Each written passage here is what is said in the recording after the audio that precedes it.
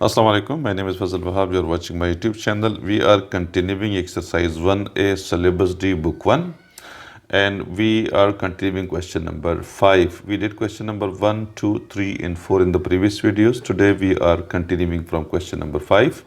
And the question number 5 is given that the prime factorization of 2 of 21,952 is 2 की power 6 multiplied by 7 की power 3.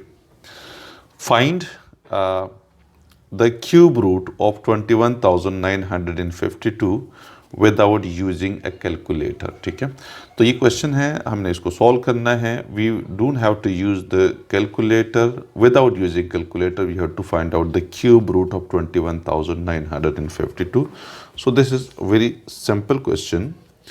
21,952 cube root is equal to, we already know that the prime factorization of 21,952 is 2 की power 6 multiplied by 7 की power 3 cube root. यानी जो 21,952 है तो इसका जो प्राइम फैक्टराइजेशन है वो 2 की पावर 7 मल्टीप्लाइड बाय 7 की पावर 3, ये इसकी प्राइम फैक्टराइजेशन है. ठीक है, और हमें क्यूब रूट निकालना है तो हम दोनों साइड का क्यूब रूट ले लेंगे इस तरह से. ठीक है, तो अब ये देखिएगा यहाँ पे हमने इसको सबका क्यूब बनाना है. इसकी पावर 6 है तो हम इसको थोड़ा सा डिवाइड कर देंगे 2 पार्ट्स में. 2 की पावर 3 मल्टीप्लाइड बाय 2 की पावर 3 मल्टीप्लाइड बाय 7 की पावर 3 एंड क्यूब रूट हमारे पास आ रहे हैं. अब इस सूरत में हमारे पास ये होगा कि 2 की पावर क्यूब और ये इसकी वैल्यू होती है 1/3. ये जो क्यूब रूट हमारे पास होता है इसकी पावर एक्सपोनेंट में 1/3 आती है. तो ये 3 और ये क्यूब रूट कैंसिल हो जाएगा, ये 3 और क्यूब रूट कैंसिल हो जाएगा, ये 3 और cube root.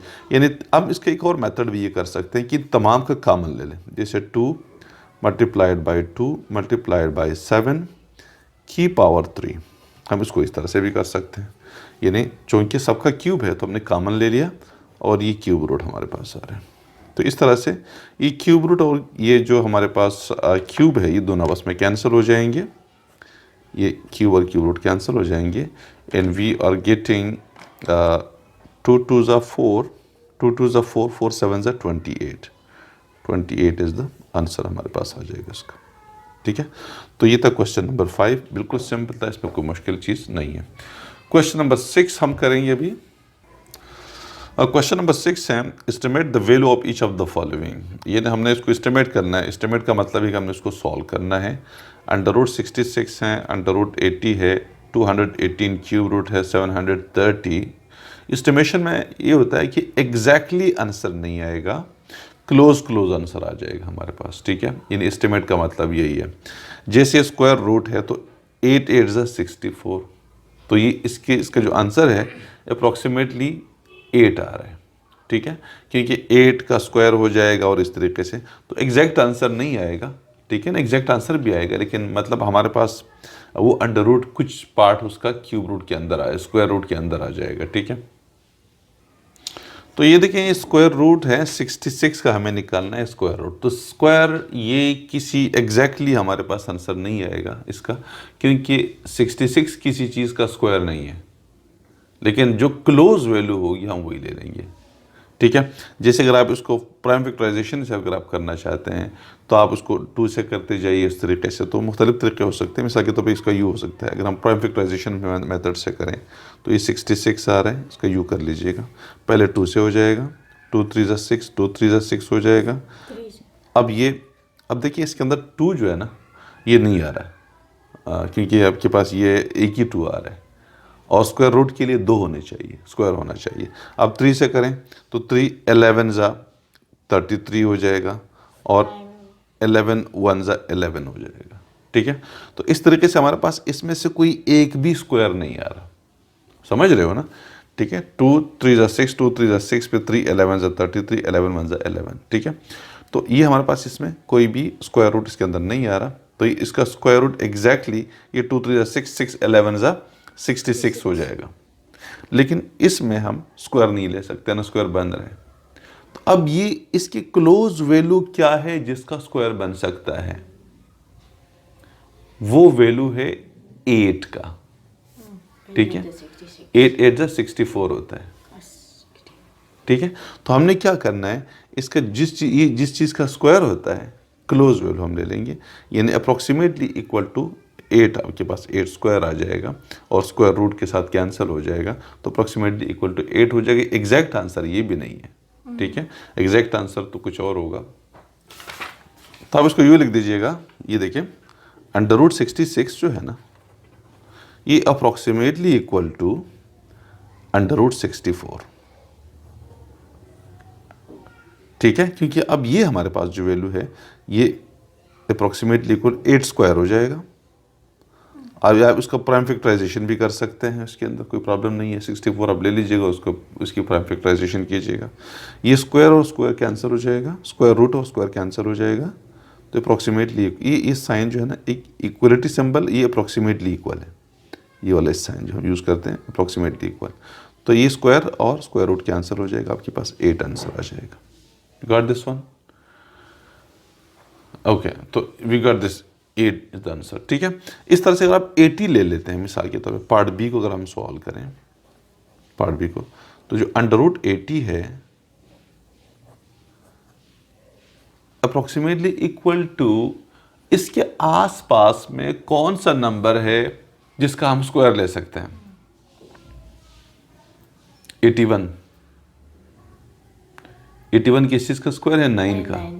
81, you got this one ना। तो हम इसको यू लिख लेंगे, अप्रोक्सीमेटली इक्वल टू 81 √81, ठीक है। तो अप्रोक्सीमेटली, हाँ वही ना, इधर तो छोटा है ना, 66 की जगह हमने अप्रोक्सीमेटली इक्वल का मतलब यही है ना कि तकरीबन इक्वल, एग्जैक्टली तो इक्वल नहीं है, लेकिन ये इसलिए का एस्टिमेशन का मतलब यही होता है। ऊपर भी हो सकता है, नीचे ऊपर भी हो सकता है, नीचे भी हो सकता है, लेकिन जो क्लोज वैल्यू होगी वही हम लेंगे, ठीक है। तो 81 आर 80, देखिए 80 किसी चीज़ का स्क्वायर नहीं है। तो अगर आपको अप्रोक्सीमेशन में जाना है, एस्टिमेशन में जाना है, तो आपने इस नंबर के क्लोज में वो नंबर ले लें जो किसी नंबर का स्क्वायर होता है। जैसे 81 9 का स्क्वायर होता है, तो आप 9 ले लीजिएगा। जैसे क्यूब रूट में भी हम यही करेंगे, ठीक है। तो इस तरह से हमारे पास आ जाएगा, ये 9 स्क्वायर आ जाएगा,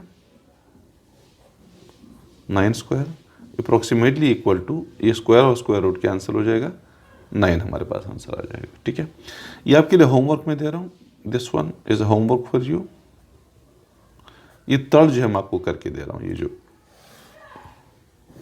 ये वाला 730 का क्यूब रूट निकालना है।